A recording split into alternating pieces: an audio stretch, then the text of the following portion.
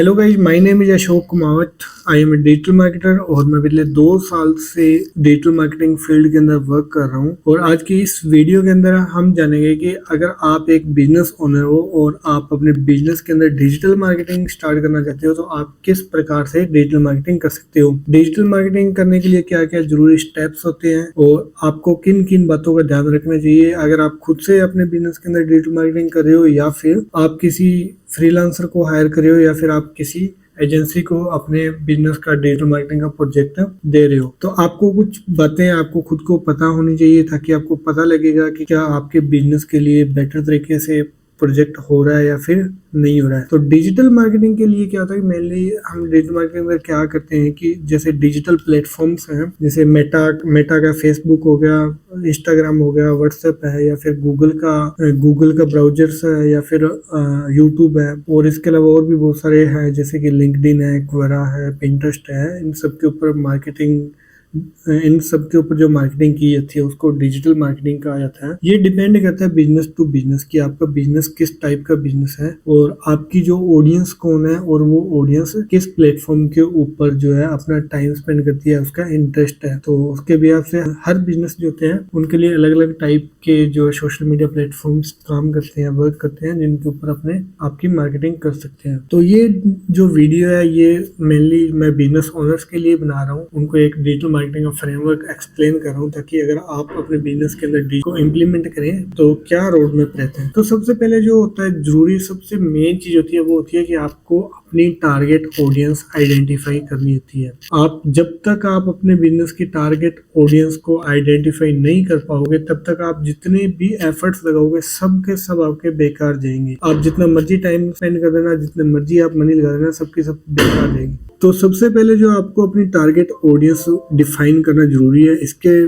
बिना अगर आप डिजिटल मार्केटिंग कर रहे हो तो आपका जो पैसा और टाइम दोनों वेस्ट होगा। अब टारगेट ऑडियंस के अंदर क्या आता है, जैसे कि वो आर योर टारगेट कस्टमर्स, कौन लोग हैं जो आपके टारगेट कस्टमर्स हो सकते हैं, उनकी एज क्या होगी, उनकी लोकेशन, उनकी इनकम कैसी है, उनका interest, emotions, desire, pain points, उनका बिहेवियर, ये सब चीजें आपको सबसे पहले आइडेंटिफाई करनी पड़ेगी। एंड उसके बाद उनकी प्रॉब्लम्स क्या है, वो किन प्रॉब्लम्स को फेस कर रहे हैं और उन प्रॉब्लम्स के लिए आपके पास में क्या सॉल्यूशन है। जब आप इन चीजों को आइडेंटिफाई कर लोगे तो उसके बाद में आपको करनी होगी अपनी मार्केट रिसर्च।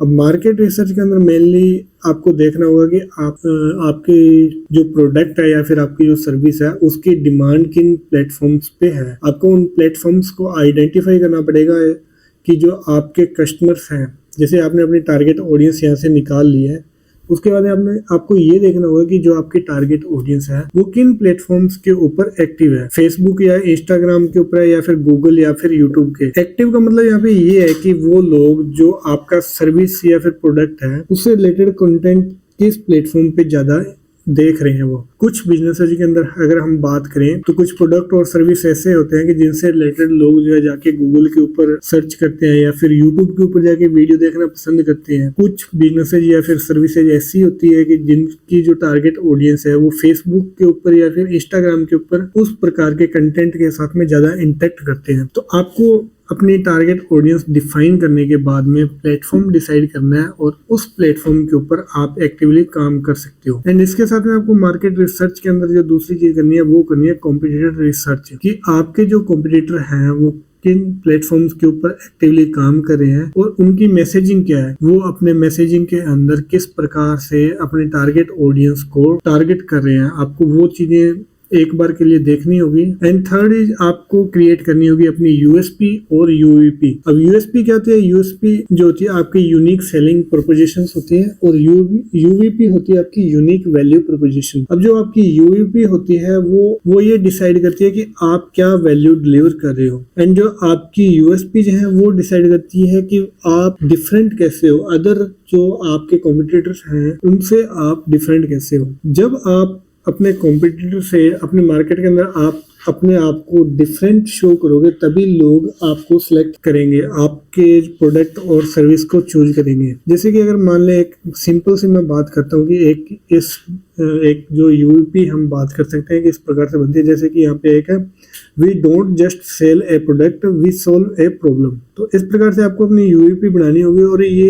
यूवीपी जो होती है आपके काम आती है आपके वेबसाइट के होम पेज के ऊपर या फिर आपके लैंडिंग पेज के ऊपर जो मेन हेडिंग है वहाँ पे आप इसका यूज कर सकते हो।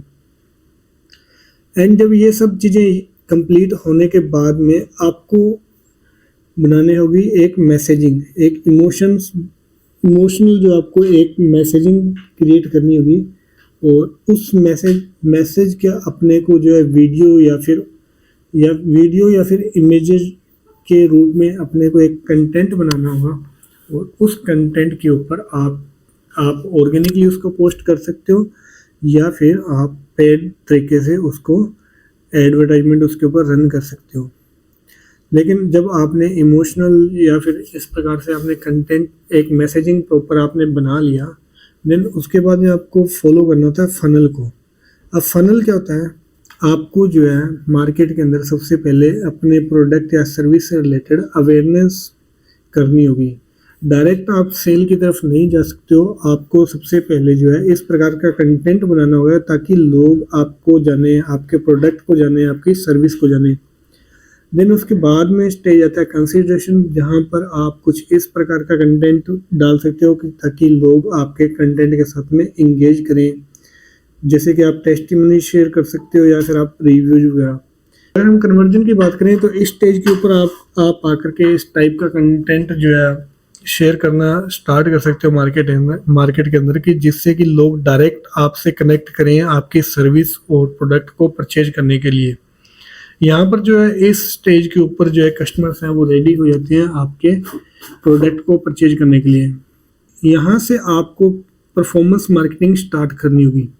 अब परफॉर्मेंस मार्केटिंग क्या होती है, जब आपने पूरे फनल को आपने एक बार के लिए रन कर लिया, देन उसके बाद में आपको KPIs निकालनी पड़ेगी कि आपके कौन से की परफॉर्मिंग इंडिकेटर्स हैं, किस कैंपेन किस स्टेज के ऊपर आपकी ऑडियंस ने आपसे ज़्यादा परचेजेज आई हैं, उस कैंपेन्स को आपको ऑप्टिमाइज करना होगा, और जो आपका विनिंग कैंपेन निकलेगा उसको आप स्केल करेंगे लास्ट के अंदर। और ये जो है एक कंप्लीट फ्रेमवर्क है डिजिटल मार्केटिंग का, इसका यूज करके आप अपने बिजनेस को ग्रो कर सकते हो ऑनलाइन। तो अगर आप भी अपने बिजनेस के अंदर डिजिटल मार्केटिंग को इंक्लूड करना चाहते हो और आप एक ट्रस्टेड डिजिटल मार्केटिंग एजेंसी की तलाश में हो, तो डिस्क्रिप्शन बॉक्स के अंदर हमारी कॉन्टैक्ट डिटेल दी गई है, आप हमसे कॉन्टैक्ट कर सकते हो।